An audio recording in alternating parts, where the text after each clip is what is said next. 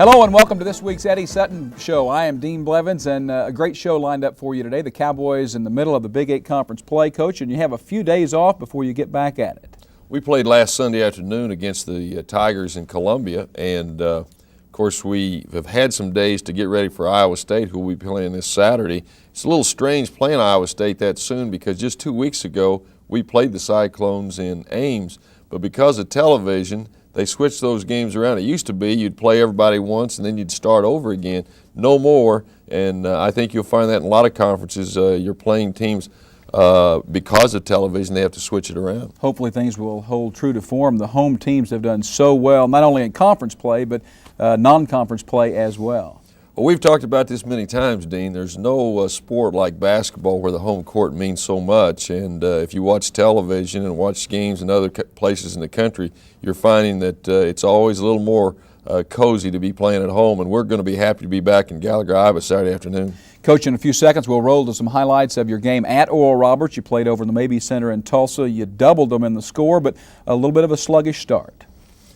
Well, we started a different ball club than we normally do. We had 4 young men that had missed class, and so we decided that as part of their punishment that they wouldn't start. Young men like to start, and so we started some younger players, and I thought they did quite well. I think the one point that rang loud and clear to all of our players is that they're here first of all as students, second as athletes, and we expect them to get their education and get a degree, and you certainly can't do that if you're not going to class. So I think all those young men learned something from it, and their teammates did, and we won the ball game, and the guys that had the opportunity to start, it was a big thrill for them because that may be the only time they have a chance to start. Let's look at the highlights. Oklahoma State playing at ORU Roberts University, and we pick it up early in the first half. Well, this is Brendan Manzer, junior college transfer from Stillwater. That's Terry Collins, who has started for us at times. That's Scott Sutton from the top of the circle, knocking one down. Now we pick up action a little bit later, and here comes some of the starters. Good pass by Brooks Thompson to Bryant Reeves, number 50, and he flushes it down. Milt Brown with a basketball in Devon Bennett. Misses the shot, but a good follow shot on the putback. You mentioned Manzer, Coach. We haven't had a chance to talk much about him as Brooks Thompson goes baseline for 2. Tell us about Manzer. Well, Brendan Manzer is a very good shooter. I think as we find with all players that come in from high school or junior college, there's a little bit of a period of time where they've got to make that adjustment. His most difficult thing, in my opinion, in adjusting was his ball handling and maybe facing the type of quickness that he hadn't seen perhaps at the junior college level. But he was a good high school player for Stillwater High School and a very good player at St. Gregory's. And he's starting to come on. He's improving his ball handling, his defense, and in this game he played, and I think he had 6 or 8 points, if I remember right. And we head into second half action as the Cowboys turn it on high. Well, the second half we came out, and you know, when you shoot the ball well, it has a tendency to cover up for a lot of other shortcomings, although we did play better in all areas of the game than we did in the first half. But in the second half we hit some threes to begin the period, and from then on we were off and running, and we ended up beating this ball club 90-45. The game was not that lopsided, but it was lopsided at the end, but it was closer than that for most of the ball game. But it gave us a chance to play everybody, and that's always good because players come out and work hard every day. That's one way to reward them, and some of the younger players did get more playing time in this contest than any time this season. Milt Brown knocking one down. He's had 58 rebounds, 34 of them on the offensive end. Milt has become a very, very good basketball player. He's a good defender, an excellent offensive rebounder. You know, we have a rule when somebody shoots a basketball, if you're an offensive rebounder, assume that shot's going to be missed and you go crash the glass, and he has really become a glass eater. He's a very good offensive basketball player off the glass. That's Sean Pell hitting the basket, and as I mentioned, everybody on the team got to play, got to score. Cowboys shoot a better percentage than ORU Roberts as you have now outshot your opponents 13 games out of 14, but in a moment we'll go to the Missouri highlights. This one ends up 90-45. Shooting a good percentage is always important. Well, like obviously. I said, if you can shoot the ball well, then that covers up for a lot of other shortcomings. You might turn the ball over, you might not play as well defensively, you may not rebound as well, but when that ball goes in the hole, everything else looks better. And I'd like to take in some of those points and distributed those for the rest of the season, 90-45. We don't have any games like that where it's going to be that easy. Coach, you shot 41.4% in Columbia. Was that Missouri's defense? Was it poor shooting or a combination? Well, Missouri's a good basketball team. They're one of the top teams, in my opinion, in our conference, and they're always tough in Columbia. The shooting percentage is a little misleading from the standpoint that we took a lot of wild shots right at the end of the ball game. Right. Probably it was more like a 45% afternoon of shooting, which isn't good enough to win in Big 8 play. But you have to give Missouri some credit. They played good defense. I thought we hurried our offense at times and rushed our shots. For the first 13, 14 minutes, we probably played about as well as we can play and led Missouri at that point, and then they outscored us 12-2 just before halftime, and then it was a matter of catch-up. And it's no fun trying to play catch-up on the road. Let's go to Columbia, where ABC televised this ball game regionally on television, and I know you had a chance to visit with the Antlers before the ball game, the rambunctious students. Well, that's a great Missouri. student pep group, and I did go over and visit with them and try to neutralize them a little, but they were pretty rowdy. Your club actually played well, Coach, the first 13 minutes right in the ball game, and you talked earlier about Bryant Reeves, his foul trouble, a key in this ball game. When he picked up his third foul in this ball game, I felt like it changed the complexion of the game, and he was never the same player even when he came back in, and neither did our team play as well. That's Brooks Thompson. Brooks and Randy and Reeves all scored in double figures. That's Fred Burley hitting an off-balance shot. That's not what you call a high-percentage shot, but it went down. Great defensive play there by Rutherford. He's really playing well, isn't he? Randy probably, if you grade the performance of all of our players, probably has graded out about as well as anybody on the ball club. Now we're in the second half. We go in at halftime 9 points down. And Rutherford starts out by hitting our first 7 points, but we can't really pull up very much. It was anywhere from a 9 to a final margin, I think was 16, but it was probably 9 to 12 most of the second half, and we just never could get over the hump and make the run that we needed to get back in the ball game. There you go. Once we got the ball down to Bryant Reeves in the low post, good things happened. They've happened all season when we've been able to do that. That's a good driving layup by Brooks Thompson, and he hits the basket, and here we take another look at it. How's he adapting to the point guard role? He's a natural two-guard. Brooks is getting better. Perhaps we thought that he could make that adjustment quicker than he has, and he is getting better, and as he does improve, we'll get better as a ball club. Final score, 79-63, Missouri on top. Cowboys now 10-4 on the season. And at this point, Coach, what would you say your biggest concern is? Turnover still 19.1. Would it be the point guard? I think our biggest concern is our carelessness. It's not only in the point guard position, it's the entire ball club. And again, this goes back to youth, but we're halfway through the season, and we aren't turning the ball over as many times. We're more careful with our passing.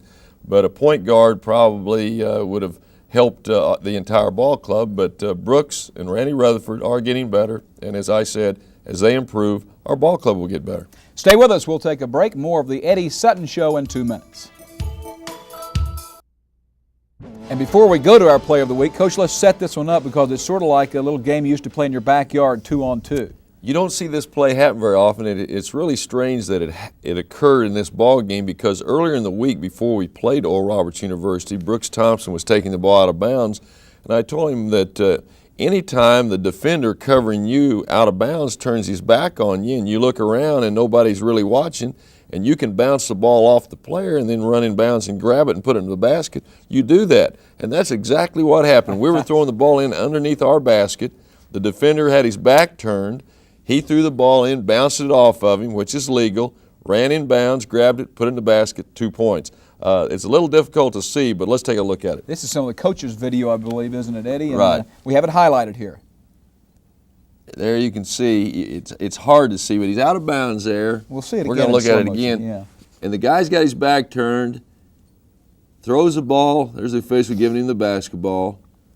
He bounces the ball off the defender, steps in bounds, banks it off the glass, field goal. So I guess it's field goal Thompson, assist Thompson. Is that how it works? That's right. You get an assist. I don't know whether you do or not, but you're right about that. Used to be something that you might see in a pickup game, or you might see it in the YMCA or in intramurals, but you would not see it very often in a Division I basketball game. We'll take a quick 30-second break and be back for Coach's Corner after this. Was it a block or was it a charge? Coach, tough call. Anytime the official has to make the call on a block charge, it is the most difficult one in basketball. And we felt like this was a very pivotal play because it ended up being a three-point play for them. You take a look at it. If the defensive man gets there first and the offensive man charges, it's a charge. If he's still moving, then in the opinion of the official, that's what happened here, then it's called a blocking foul. But tough call, and there were several block charges in the Missouri game, which you might question one way or the other. I think that there were 3 or 4 we felt like that maybe they went against us, but I think there were a couple that maybe Norm felt like they went against him. So very difficult play, and anybody that follows college basketball or high school basketball would agree that probably is the toughest call for an official to make. Coach, I've had several officials tell me off the record that that officials become intimidated in situations and they naturally favor the home team. Now, they don't mean to, but that happens.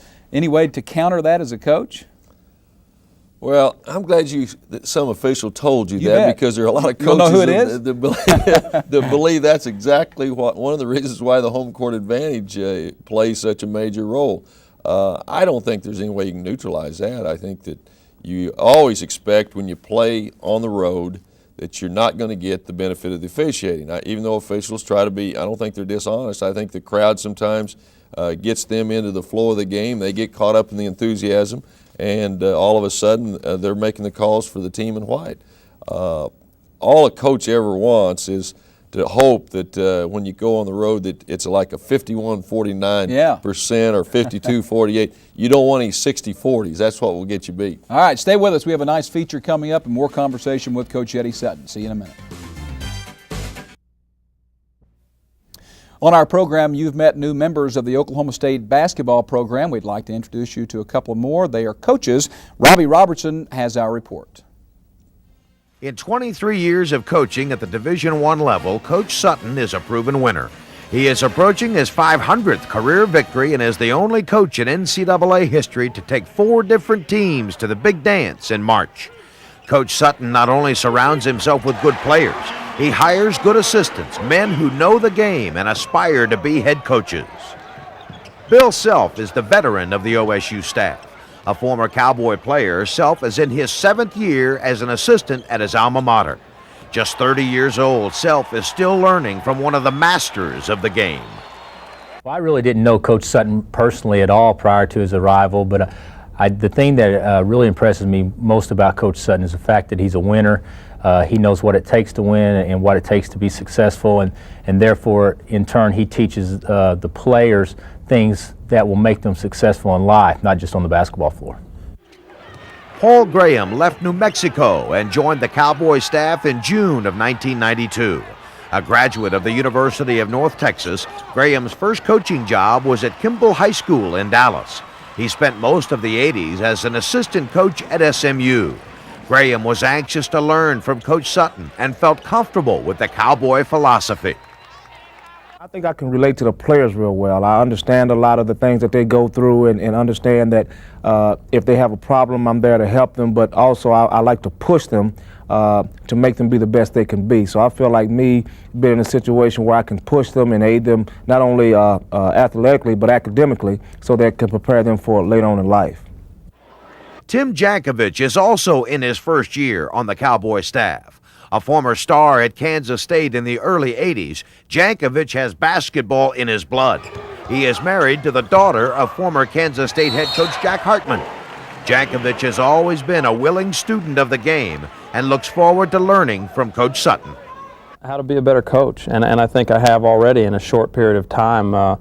It's a thrill for me to be here with him. I've always considered him one of the very best coaches in the country, as do a number of other people, and to see his style, to see the way he relates to his players, to his staff, how he manages things, all those go into you know, becoming the best coach that you can. And so it's been a great experience for me so far. Coach Sutton has had 9 former assistants go on to become Division I head coaches. It probably won't be long before 3 more names are added to the list.